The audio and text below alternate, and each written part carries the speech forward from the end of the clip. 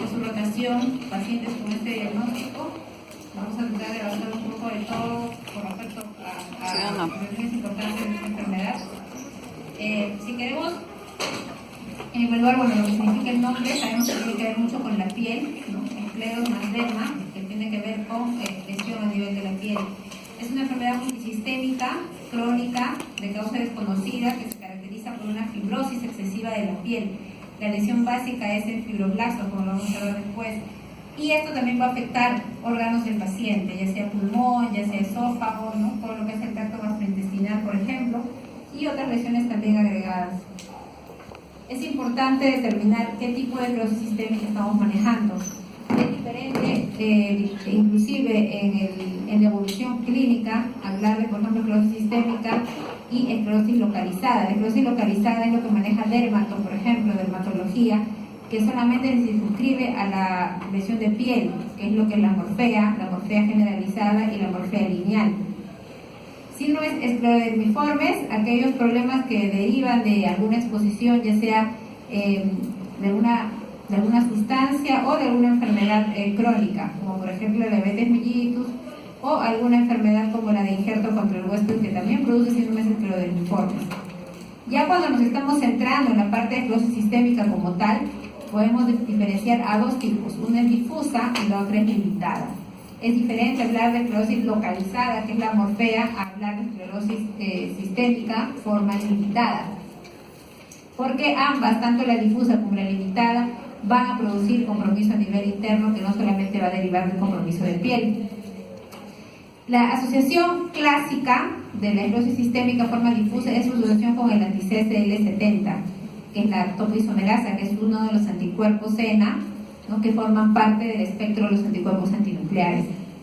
Asimismo, la afectación dérmica en la limitada se asocia mucho con el síndrome de Cres, a la cabeza con el fenómeno de Raynaud, que es importante, y está asociada a los anticuerpos anticentrómero, que también forman parte de los anticuerpos antinucleares dentro del espectro de ellos.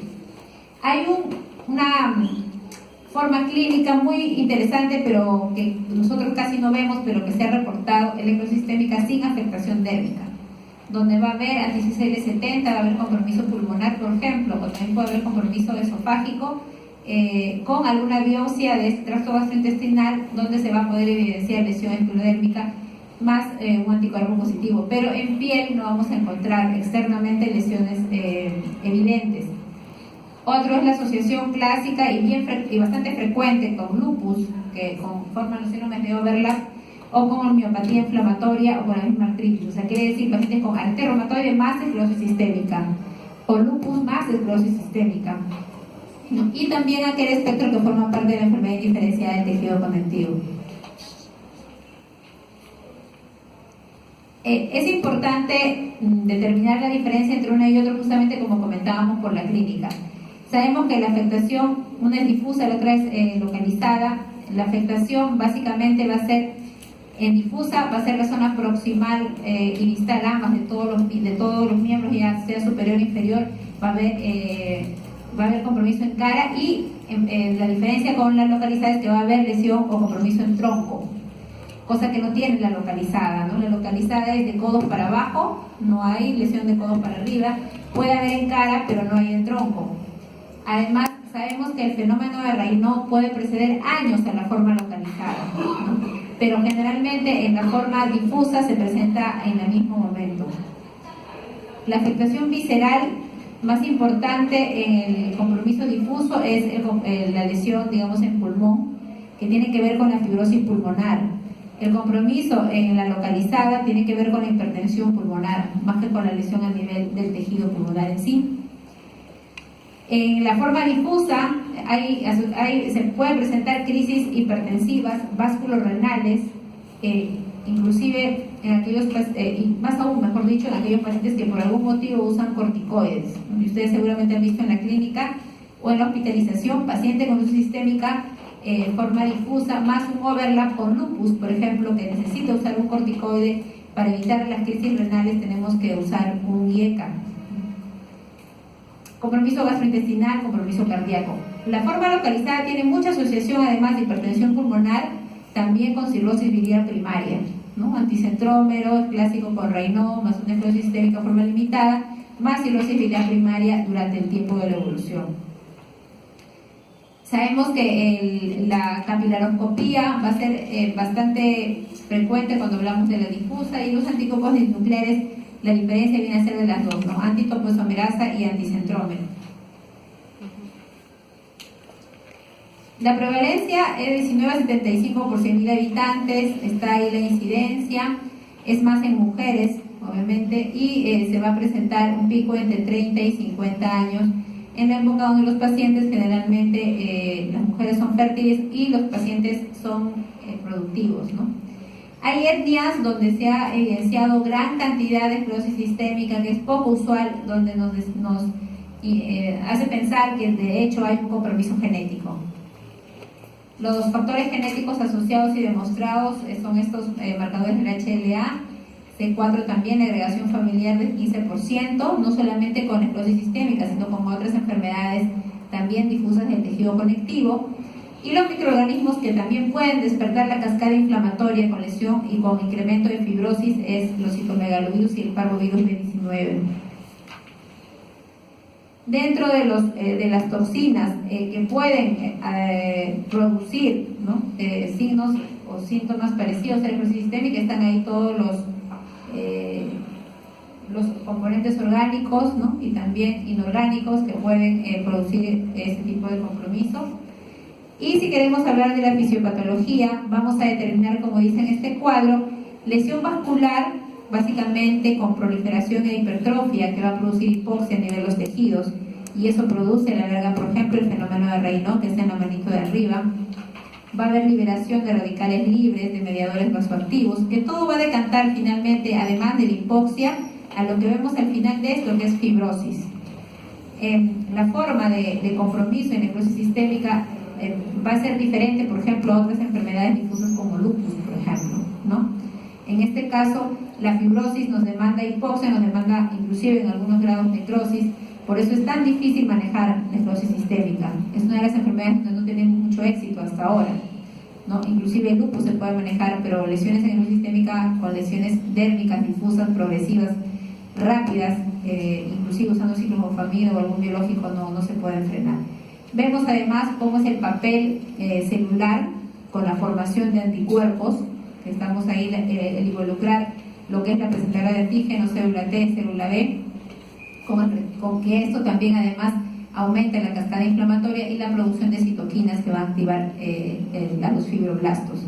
¿Qué cosa es cuáles son los factores ambientales o inclusive genéticos que el paciente tiene como para que se active la cascada de inflamación? Tenemos ahí los factores genéticos que están arriba, la radiación ultravioleta, otras radiaciones y la polución, la exposición a ciertas materias inorgánicas, algunos virus, como hemos visto el parvovirus, por ejemplo, o algunas drogas, como ya hemos comentado y están en la lista anterior, pueden producir síndromes esclerodermiformes, pero también pueden activar una esclerosis sistémica.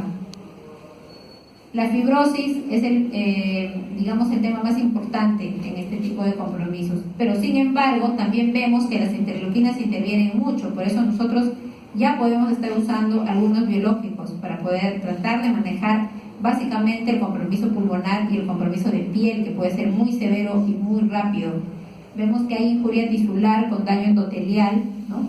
Donde va a haber una exposición, por ejemplo, con algunos virus que van a activar la lesión en el endotelio, y esto produce quimoquinas, y esto produce una alteración en la cascada inflamatoria, y vemos finalmente autoinmunidad y también proliferación y diferenciación de colágeno y de otras proteínas producidas también por el fibroblasto.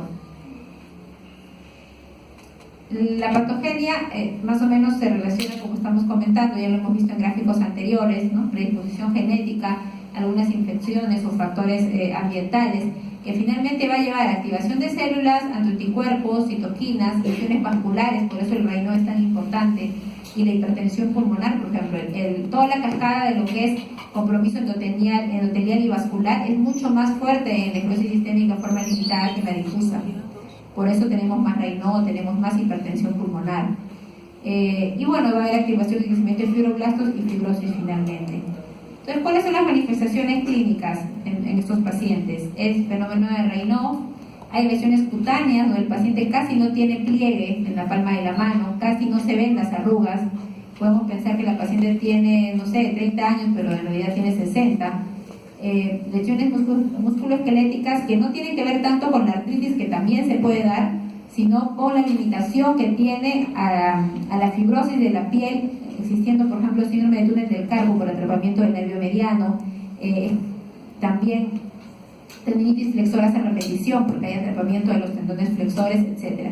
Gastrointestinales, como también lo vamos a ver ahora, alteración en el peristaltismo, el paciente no puede deglutir comidas sólidas, cardíacas, tanto así la hipertensión pulmonar y lesiones valvulares, porque hay fibrosis también de las válvulas cardíacas y fibrosis en las lesiones cercanas en las zonas cercanas al miocardio, pulmonares, la hipertensión pulmonar en la cabeza en la forma limitada, y en la difusa, fibrosis pulmonar.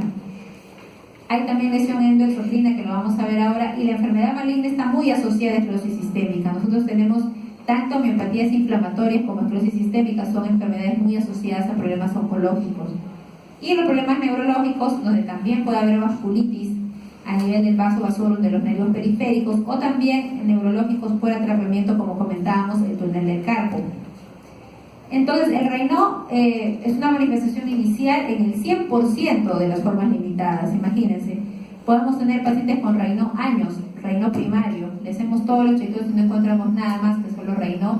Esos pacientes tienen que estar observados, porque al revés no sucede. Puede haber pacientes con Raynaud primario que nunca hagan esclerosis sistémica, al revés no pasa, o sea, todas las lesiones limitadas que han tenido que tener Raynaud.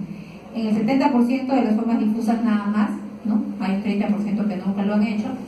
Y bueno, la localización sabemos que es manos, pies, punta de nariz y lóbulos de oreja.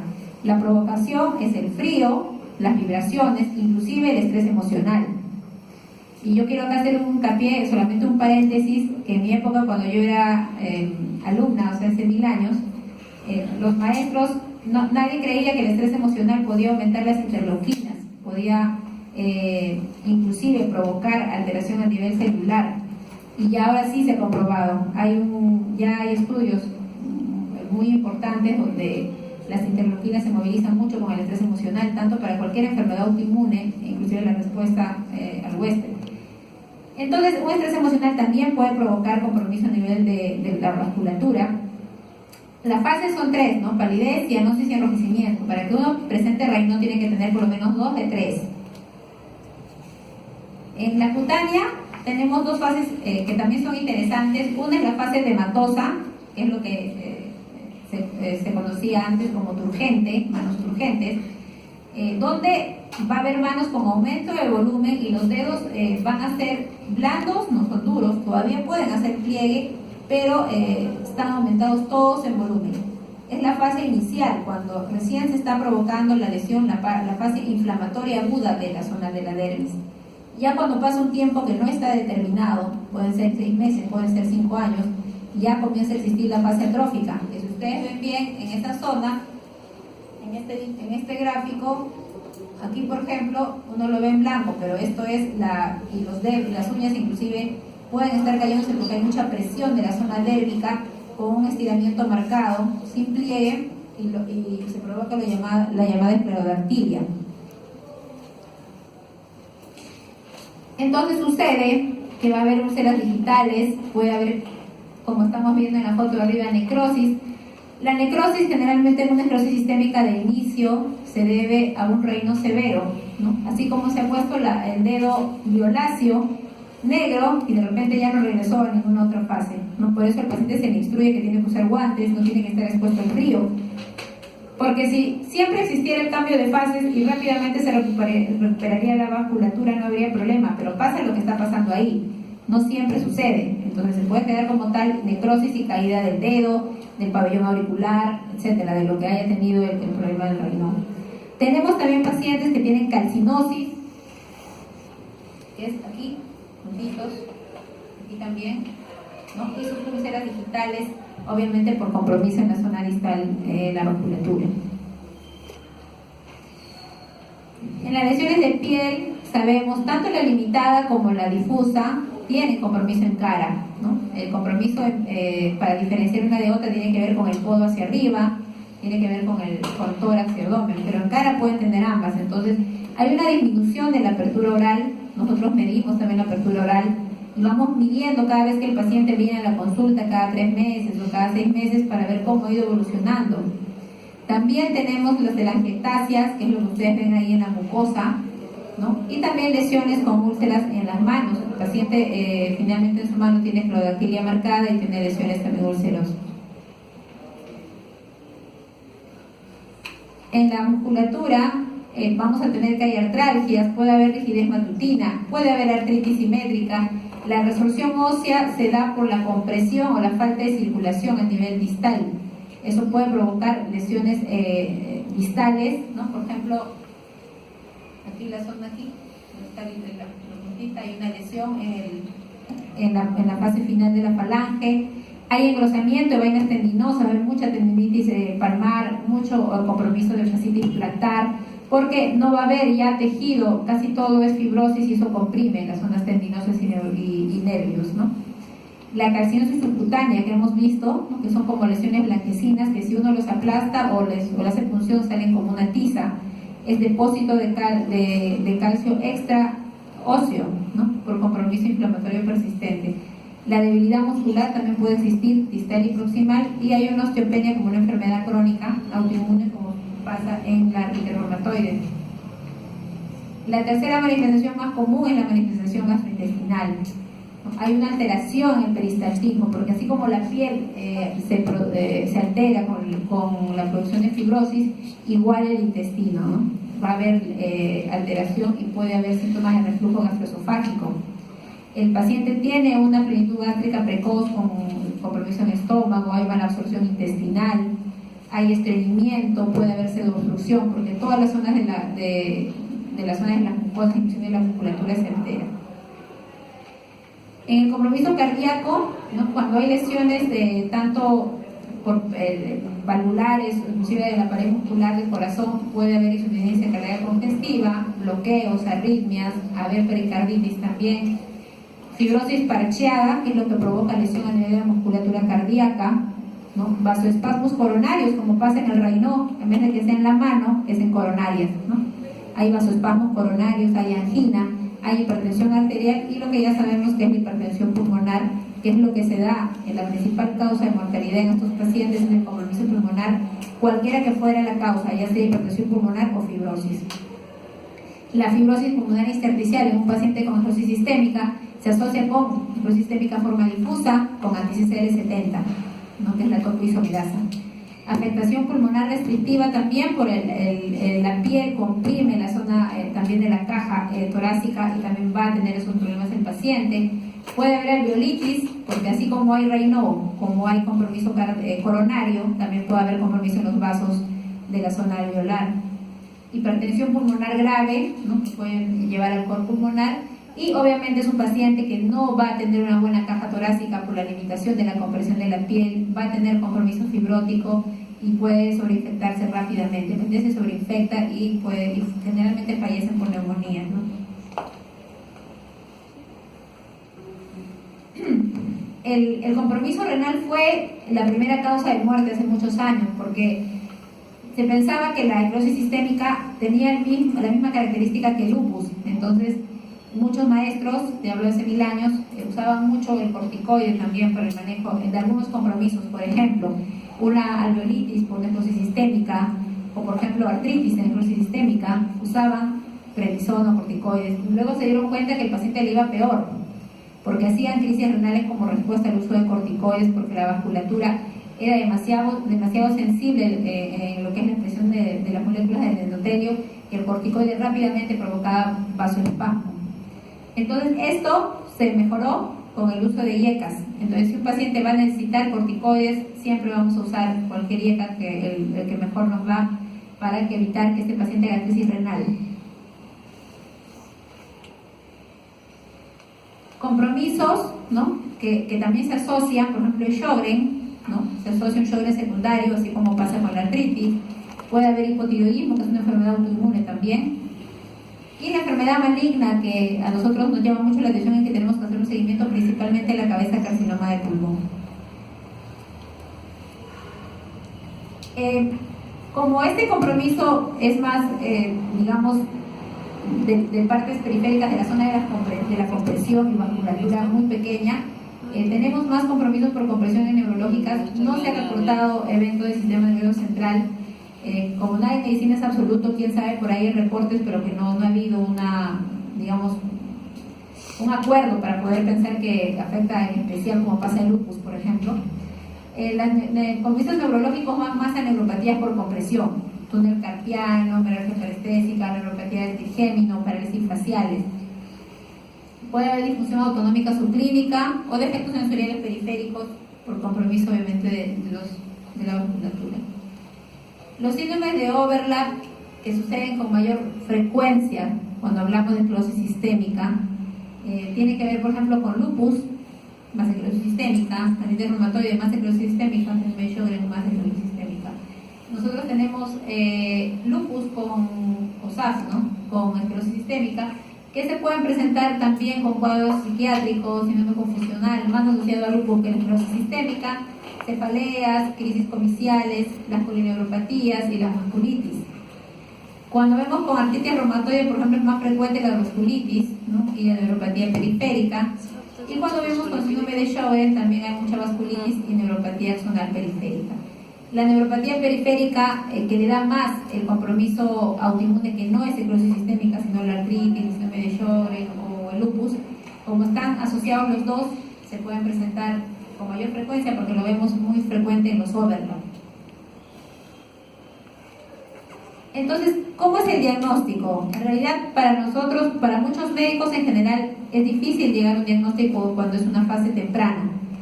Pero cuando tú ves a la paciente ya con lesiones de cloratiformes marcadas, con disminución de la apertura perioral, ¿no?, le ves con telangiectasias, le ves que cuando sonríe no hace arrugas, es fácil pensar que es una esclerosis sistémica. Tú le pides los exámenes para ver qué compromiso de órgano blanco tiene, ¿no es cierto? Pero ya el diagnóstico casi está visto y es como la artritis reumatoide cuando viene deformada con desviación cubital, tú ya sabes qué es. La idea es diagnosticar tempranamente, porque al inicio del diagnóstico es mucho más fácil manejar el problema. En la fase edematosa de la esclerosis sistémica se reporta mejor pronóstico para daño de órgano blanco. Entonces hay que hacer una historia clínica.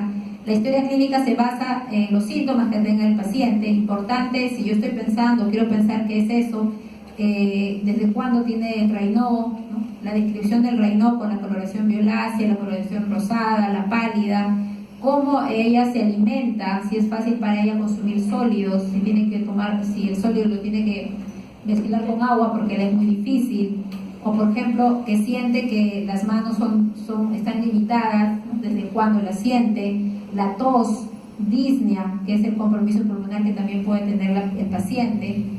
La exploración física, primero la piel, ¿no? Hay que hacer una exploración importante sacando la ropa, teniendo una ropa discreta, holgada, para poder ver primero si hay focos de calcinosis. La calcinosis se van a producir en las zonas extensoras generalmente, puede haber también en los glúteos, en las piernas. La paciente le puede comentar, siento como un bultito y me duele, ¿no?, y hay lesiones blanquecinas. En la zona de las grandes articulaciones, como la rodilla, como por ejemplo en la zona de la cadera, cerca al glúteo, también puede haber lesiones de calcinosis. Básicamente la piel, las uñas, ¿no?, y el pulmón, la ocultación del pulmón, la ocultación de los ritmos cardíacos y ver si es que hay edema o no. Cuando hablamos pruebas de laboratorio, tenemos las que están ahí, ¿no?, que son exámenes, digamos, general para poder evaluar a la paciente, ¿no?, y tenemos la velocidad y el PCR que están formando como restantes de fase aguda. Entonces tenemos una serie de anticuerpos que como seguramente han visto en sus cursillos de laboratorio o aquí mismo, tienen mucha asociación con algunas cosas, ¿no?, con unas manifestaciones clínicas. No todo es, digamos, así como es sine qua non, ¿no? En medicina no existe algo escrito, pero la asociación es mayormente así como está aquí. Anticuerpos antinucleares sabemos que forman parte de un espectro de anticuerpos. Si hablamos específicamente del anticentrómero, ¿no?, vamos a ver que está en la forma localizada en un 60-80% y en la forma difusa del 2 al 5%, ¿no? Entonces, la asociación clínica del anticentrómero, que generalmente está asociada al compromiso limitado, pero puede ser que no. Yo puedo tener un paciente con difuso con anticentrómero positivo, pero oh maravilla, en ese paciente yo tengo que pensar que quizás en algún momento no me vaya a hacer tanto fibrosis, sino más bien me vaya a hacer más hipertensión arterial pulmonar.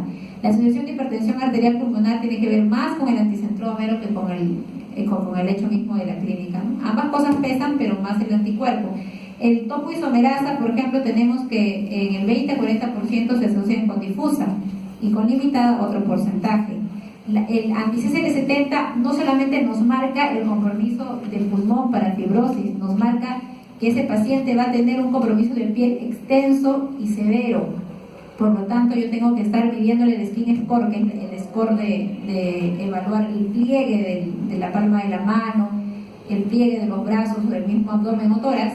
Tengo que evaluarlo cada 3 meses para poder ver si con mi tratamiento está progresando. Si progresa rápidamente con puntajes altos, yo tendría que determinar dar algo para la progresión rápida de la piel. Sabemos que está asociada también a crisis renal y a fibrosis pulmonar.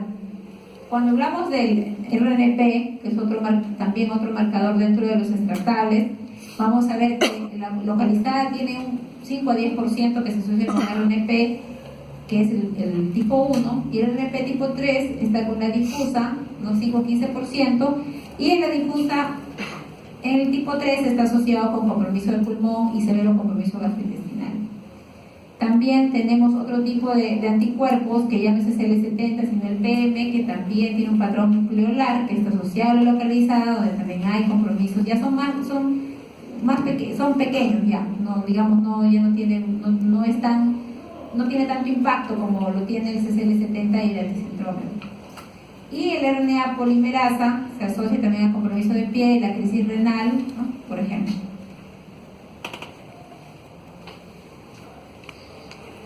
Entonces, a través de los tiempos, uno se ha dado cuenta que hay muchos anticuerpos que están participando tanto en ambos campos, tanto en la limitada como en la difusa. Algunos se cruzan, obviamente, cuando hablamos también de síndromes de overlap, con homeopatía inflamatoria, con lupus, por ejemplo, puede haber más compromisos y más presencia de anticuerpos también. Entonces, como digo, el diagnóstico es fácil si yo veo a la paciente que está entrando y que está tosiendo y que le falta el aire, que tiene la lesión de la piel, esclerodactilia, uno lo ve, no puede abrir muy bien la boca, tiene la carita con cara de ratón, ¿no? Yo ya tengo el diagnóstico, entonces yo tengo que ver órganos blancos, cómo puedo hacer para ayudarla, pero cuando estoy empezando, cuando no tengo nada de eso y simplemente tengo un Raynaud o tengo dolor en las manos, entonces puedo usar la capilaroscopía para poder ver la reactividad de los vasos capilares en las manos, puedo tomar una placa articular para poder ver si esta paciente tiene alguna lesión en la punta de o calcinosis, por ejemplo, en algunas zonas. Es clásico el paciente que dice, me duele la rodilla, mis manos se ponen azules y blancas, me duele la rodilla, y eso lo he tenido la semana pasada en el consultorio, me duelen las rodillas y mis manos se ponen azules y blancas, ya tienes un Raynaud, porque yo lo veo. La placa, no, tengo una placa de rodilla, doctora, pero he habido muchos médicos, me han sacado una placa y me han dicho que debo tener gota porque tengo cristales. A ver tu placa, y los cristales están por fuera de la articulación, ¿no? La gota no te da cristales por fuera de la articulación, siempre te da en articulación o en zonas de bursas, ¿no? En este caso, ella tenía una calcinosis y lo de la mano, cuando la examinas, es esclerodactilia, ya está pasando de la fase dermatosa a la fase ya fibrótica. Entonces, ese tipo de pacientes, por ejemplo, es un paciente temprano, ¿no? Que se pasea por muchos médicos porque es algo que no es usual, porque para mí, para ustedes que están rotando ahorita, seguramente se han visto, pero muchos médicos no ven fibrosis sistémica, más si tienes atención primaria.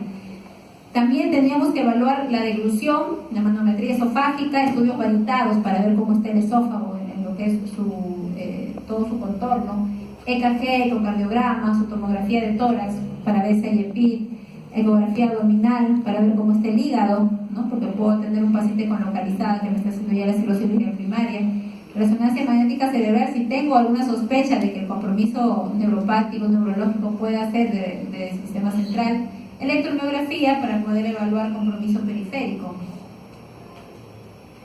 según el grupo americano, esos son los criterios diagnósticos del año 80, hace mucho tiempo, donde había un criterio mayor que era el escleroderma proximal. Ya con eso era un criterio mayor, debías tener criterio mayor, o dos o más de los siguientes menores: esclerodactilia, pitting, que son las lesiones vasculíticas a nivel digital, ¿no? o pérdida de sustancia a nivel pulpejo de los dedos, o fibrosis pulmonar basal. Todo esto, bueno, obviamente tenía una sensibilidad del 97% y una especificidad del 98%, pero obviamente era, como estamos comentando, cuando tú tienes esto, ¿no? Cuando tú tienes esto ya, como yo siempre bromeo, cuando entras hasta el vigilante sabes que tienes esclerosis sistémica, ¿no? Porque tiene escleroderma proximal, tiene lesiones ya marcadas. Entonces, a raíz de esto, como pasó en la artritis reumatoide, cuando hablamos del 87 al 2010, que cambiamos los criterios para poder ayudarnos a una clasificación más temprana de la enfermedad, ¿no? De la misma manera, en el 2013 se hizo otra clasificación para poder ayudarnos ya a poder en la atención primaria encontrar pacientes más tempranos, ¿no? Entonces ya vamos de puntuaciones y de peso, que es lo que está aquí descrito, que ustedes lo van a tener, como lo voy a dejar aquí. Donde hay puntuaciones ya para esclerosis sistémica, por ejemplo el Raynaud, por ejemplo la telangiectasia, las lesiones capilares en el lecho unguial, cuando vemos capilaroscopía, y los anticuerpos, porque hemos dado peso primero a la piel, que es lo más importante, por eso tiene 9 de peso, a la esclerodactilia, que también es importante, por eso tiene 4 de peso, y de ahí lo demás, que inclusive ya las cicatrices, los anticuerpos, el mismo Raynaud tienen también un peso importante sumados entre todos.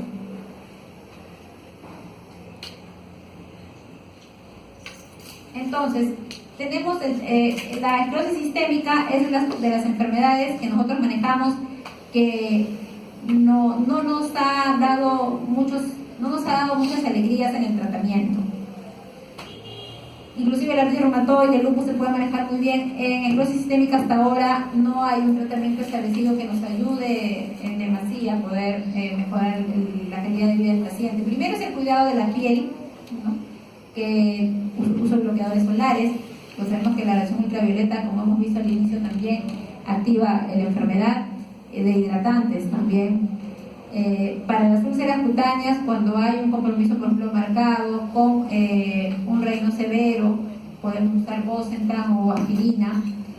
En el Raynaud las medidas generales es importante porque tienen que usar guantes, tienen que estar expuestos al calor, no al frío, ¿no? Y los fármacos que se usan son los calcioantagonistas, como por ejemplo el nifedipino, el cinelafilo, que también se usa como vasodilatador, y todo va en camino, ¿no? Primero nosotros usamos calcioantagonistas, vamos subiendo, si no mejora, cinelafilo o Bosentan, y la pentoxifilina, que no ha demostrado tampoco mucho éxito, pero en algunos pacientes les va bien. Eso es cuando hablamos ya de las medidas generales, pero cuando hablamos ya del compromiso cutáneo en sí, la calcinosis, por ejemplo, también es de bien difícil manejo. Nosotros en el hospital manejamos calcinosis y tenemos que usar hasta rituximab, porque las calcinosis pueden ser tan severas como pasa en la miopatía. Puede haber calcinosis universalis, que es menos frecuente aquí que en la miopatía, pero las lesiones de calcinosis involucran toda la piel del muslo, pueden involucrar toda la cara anterior del abdomen, ¿no? Y ser calcinosis infectantes repetitivamente y que van a exponer al paciente a una mortalidad. Entonces necesitamos manejo. Empezamos con metotrexate, generalmente nosotros, que también se usa para el manejo de la piel, como acá ustedes han visto, difuso, metotrexate en la cabeza. Metotrexate, pero si no hay respuesta, nosotros tenemos que usar rituximab. La dosis de metotrexate salta a 20-25, generalmente endovenoso o subcutáneo.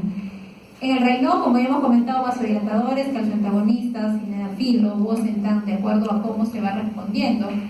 En el caso de la artritis, cuando hay artritis, en caso de esclerosis sistémica, usamos corticoides a dosis bajas, hidroxicloroquina, metotrexate, también obviamente que nos ayuda con la piel, pero siempre ayudado o de manera sinérgica con un IECA. Y en el difuso, que es donde también manejamos mucho porque nos preocupa bastante, metotrexate. Si no mejora, micofenolato. Si no mejora, pulso de ciclofosfamida, como hemos tenido que llegar a muchos pacientes a pulso de ciclofosfamida, o finalmente rituximab.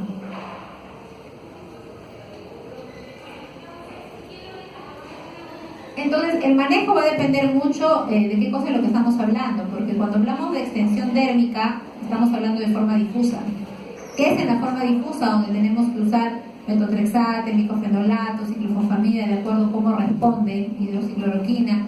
El trasplante de células madre es algo que está en mucho estudio en el caso específico de esclerosis sistémica, que no se da en lupus, por ejemplo, con artritis reumatoide, porque tenemos más éxito, o sea, tenemos mejores resultados con el tratamiento inmunosupresor. En caso de esclerosis sistémica sí se está haciendo los estudios con trasplante de células madre. Cuando hablamos de terapia en localizada, donde recuerden que la localizada tiene mucho más que ver con compromiso vascular, como hemos hablado, que con compromiso dérmico, entonces tenemos el uso, por ejemplo, de medicamentos como el Bosentan, que hemos dicho, sildenafilo, la prostaciclina, por ejemplo, ¿no? Y cuando hablamos ya de enfermedades como de overlap, ya sea con artritis, con hepatía o con lupus, ya tenemos que manejar cómo se maneja la enfermedad más importante, el órgano blanco más comprometido.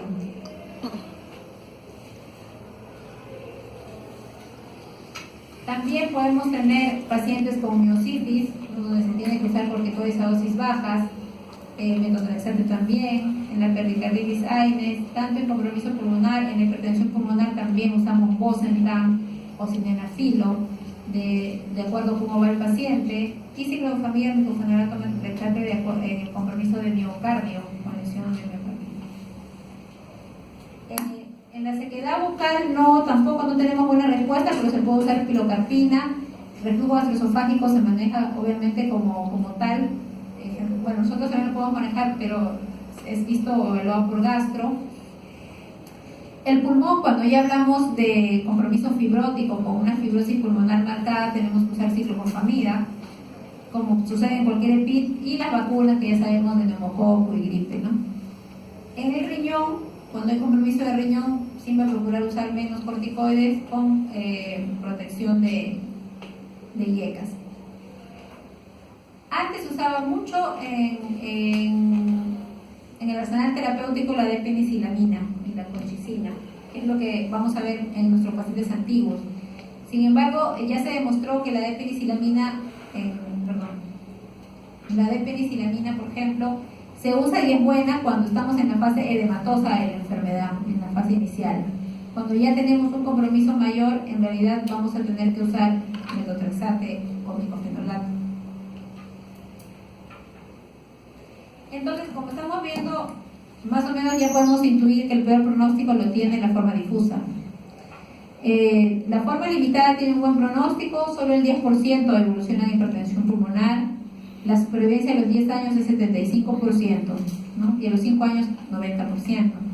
En las formas difusas, generalmente la muerte es por compromiso pulmonar, como hemos visto, cardíaco también, y la supervivencia a los 10 años solo es la mitad, casi.